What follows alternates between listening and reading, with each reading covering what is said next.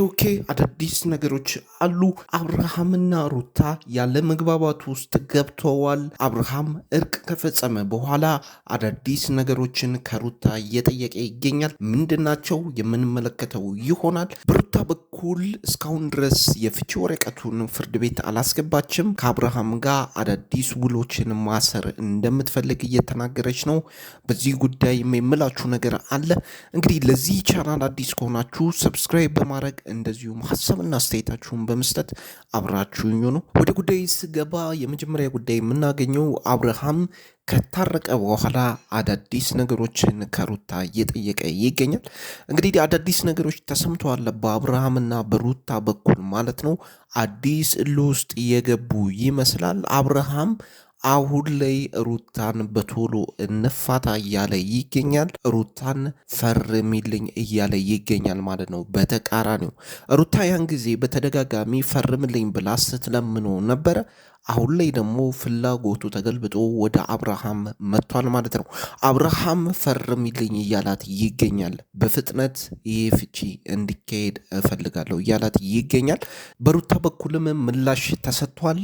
ይሄን ፍቺ እስካሁን ድረስ ሩታ ፍርድ ቤት አልወሰደችውም። ምክንያትም አለኝ እያለች ትገኛለች ሩታ። ነገር ግን በአብርሃም በኩል ካሁን በኋላ በፍጥነት ይህ ፍቺ እንዲደረግ እፈልጋለሁ እያለ ነው። ከሄርሜላ እርቅ በኋላ ብሶበታል ማለት ይቻላል አብርሃም። ነገር ግን በሩታ በኩል ፖዚቲቭ የሆነ ነገር አላገኘም። ፖዚቲቭ የሆነ መልስ አላገኘም። ሩታ ቀድማ ይህም ፍቺ የምትፈልገው ቢሆንም ነገር ግን ሩታ አሁንም ድረስ መጨማመር የምትፈልጋቸው ውሎች አሉ። ከአብርሃም ጋር ስትለያይ አብርሃም እንዲደርስብኝ አልፈልግም፣ ከሱ ጋር ያለኝ ግንኙነት እስከ መጨረሻው እንዲቋረጥ ነው የምፈልገው እያለች ትገኛለች ሩታ ከአብርሃም ጋር ያላትን ግንኙነት ሙሉ በሙሉ ሊያቋርጥ የሚችል ውሎችን ማሰር ትፈልጋለች። ኢቭን ከልጇ ጋር ያለውን ግንኙነት ሙሉ በሙሉ ከአብርሃም ነፃ ማውጣት ትፈልጋለች ማለት ነው። ልጇ ጋም ቢሆን አብርሃም ድርሽ እንዲል አትፈልግም ማለት ነው፣ መለያየታቸው እውን ከሆነ። ስለዚህ ሩታ ይሄንን ክስ እስካሁን ድረስ አቆይተዋለች። ሩታ የተለያዩ ውሎችን ተጨማሪ ውሎችን ከአብርሃም ጋር ማሰር ትፈልጋለች። ኢቭን የልጅ አሳዳጊነት መብቱን ሙሉ በሙሉ ሩታ መውሰድ ትፈልጋለች። ይሄን ደግሞ አብርሃም ቀድሞ ስለተገነዘበው የተለያዩ ጠበቆችን እያናገረ ይገኛል። በዚህ ጉዳይ የልጅ አሳዳጊነት መብቱን ሩታ ሙሉ በሙሉ እንዳታነሳበት ጠበቆቹን እያናገረ ይገኛል። ነገር ግን ይሄ ነገር ፖሲብል አይመስለኝም፣ የሚቻል አይመስለኝም። ሩታ ሙሉ መብት አላት እዚህ ላይ ማለት ነው። አብርሃም ሊከራከር የሚችለው በኢኮኖሚ ደረጃ ሩታ ሜቢ ማሳደግ አችልም በሚለው በዛ ልጁን ማግኘት ይችላል። ነገር ግን በሩታ በኩል ደግሞ አብርሃም ላይ የሰበሰበቻቸው በርካታ ማስረጃዎች ስላሉ አብርሃም በተጨማሪ በወንጀል ራሱ የሚያስጠይቀው ሆኖ ሊገኝ ይችላል እና ሞር ይሄ ነገር ወደ ሩታ ያጋደለ ሆኖ ተገኝቷል ማለት ነው። ይህን ተከትሎ አብርሃም ፍቺውን እፈልገዋለሁ እያለ ይገኛል። በሩታ በኩል ደግሞ ፍቺውን ለጊዜው ማቆየት እፈልጋለሁ፣ ተጨማሪ ውሎችን ከኔ ጋር ማሰር አለብህ እያለች ትገኛለች። በሄርሜላ በኩልም እንቅስቃሴዎች እንዳሉ እየሰማው እገኛለሁ።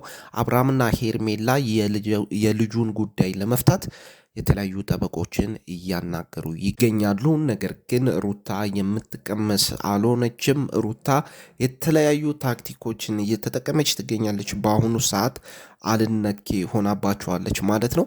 እንግዲህ በአጠቃላይ አሁን ላይ አብርሃም እየተከታተለ ሩታ ፈርሚልኝ፣ ፍቺውን በቶሎ ማድረግ እፈልጋለሁ እያለ ይገኛል። ሩታ ያን ጊዜ እንደለመነችው አብርሃም አሁን ላይ ወደ ልመና ገብቷል። ሩታን እየተከታተለ ቶሎ እንድትፈጽምለት ፍቺውን ቶሎ እንዲያደርጉ እየጎተጎታት ይገኛል። አርፌ መቀመጥ እፈልጋለሁ እያለ ይገኛል። ቁርጤ ማወቅ እፈልጋለሁ እያለ ይገኛል። ይሄም ደግሞ የሆነው ከሄርሜላ እርቅ በኋላ ነው ማለት ነው። አብርሃም እንግዲህ ሙሉ በሙሉ ፊቱን ወደ ሄርሜላ አዙሯል። አሁን ላይ ሙሉ በሙሉ ሄርሜላ ትሻለኛለች ብሎ እሷን መርጧል። ይሄ ደግሞ የሆነው እንግዲህ በባለፈው ጨዋታ እንደምታውቁት ሩታ ያንን ነገር ካደረገች በኋላ አብርሃም መሀል ላይ የነበረው አብርሃም ሙሉ በሙሉ ወደ ሄርሜላ አዙሯል ፊቱን ማለት ነው። እንግዲህ አሁን ላይ ከሄርሜላ ጋር ነው ነገሮችን እያሳለፉ ያሉት።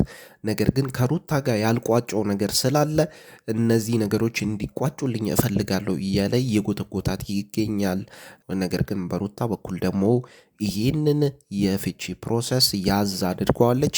ምክንያቱም ተጨማሪ ነገር እፈልጋለሁ እያለች ስለሆነ ማለት ነው። በሄርሜላ በኩልም እንደዚሁ ይሄ ፍቺ ቶሎ እንዲጠናቀቅ ትፈልጋለች። አብርሃምን ሙሉ በሙሉ የራሷ አድርጋ መጠቅለል ትፈልጋለች።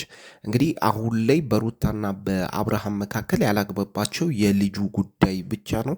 የልጁ ጉዳይ ደግሞ በጣም አደገኛ ኬዝ ሆኖ ሊነሳ ይችላል። ኢቭን አብርሃምና ሄርሜላን በዚህ ጋር የሚያስከስስ በዚህ ጋር ደግሞ አብርሃም ሩታ በኢኮኖሚካሊ ማሳደግ አችልም ብሎ የመከራከርም መብት ስላለው እንደዚህ አይነት ክርክሮች ሊነሱ ይችላሉ። ለማንኛውም አሁን ልጃቸው በመሃል ገብቷል።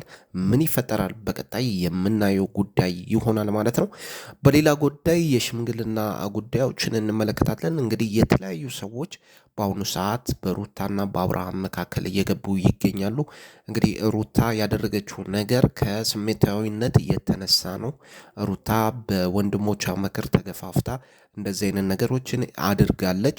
ይሄ ደግሞ አንተን ለማስተማር ነው እያሉ እንግዲህ በሁለቱም መካከል ገብተው ነገሩን ለማርገብና ለማስታረቅ እየሞከሩ ይገኛሉ። በሩታ በኩል ያሉ ቤተሰቦችም እንደዚህ አይነት ነገሮችን እያደረጉ ነው።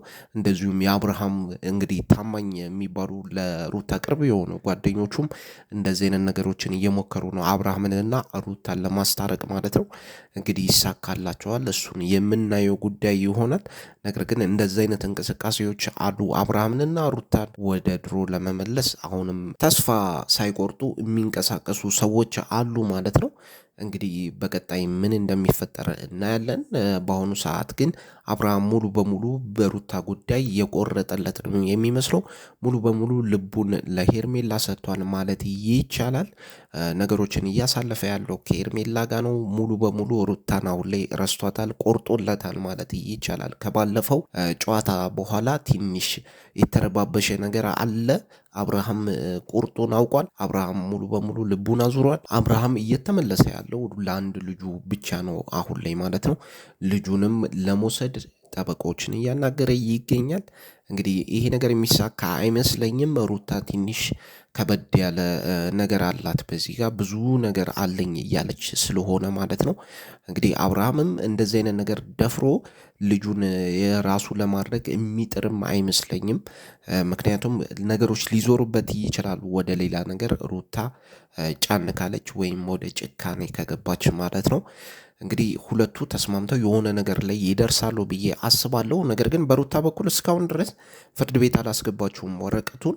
ምክንያቱም ውሎችን መጨማመር እፈልጋለሁ እያለች ስለሆነ ማለት ነው። ወረቀቱን ይዘው ትገኛለች። በአብርሃም በኩል ደግሞ በደጋጋሚ እየጨቀጨቃት ይገኛል ማለት ነው። ይህንን ፍቺ ቶሎ እናድርገው፣ ተሰብስቤ ልቀመጥ እያለ ይገኛል ማለት ነው። እንግዲህ በቀጣይ ምን ይፈጠራል? ሀሳብና አስተያየታችሁን ግለጹልኝ።